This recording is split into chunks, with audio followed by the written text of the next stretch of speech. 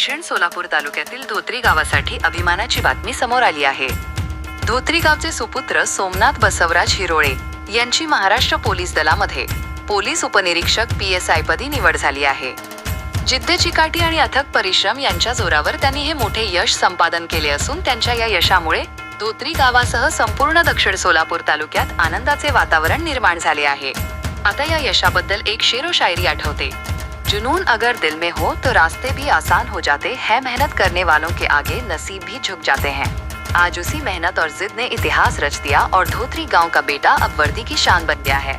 सोमनाथ बसवराज हिरोळे यांनी आपल्या मेहनतीच्या जोरावर केवळ आपल्या कुटुंबाचेच नव्हे तर संपूर्ण गावाचे नाव उज्ज्वल केले आहे। त्यांच्या या यशाबद्दल सर्व स्तरातून अभिनंदनाचा वर्षाव होत असून शुभेच्छुक रवी होनराव मित्रपरिवार कुंभारी यांच्या वतीने त्यांना हार्दिक शुभेच्छा देण्यात आल्या आहेत।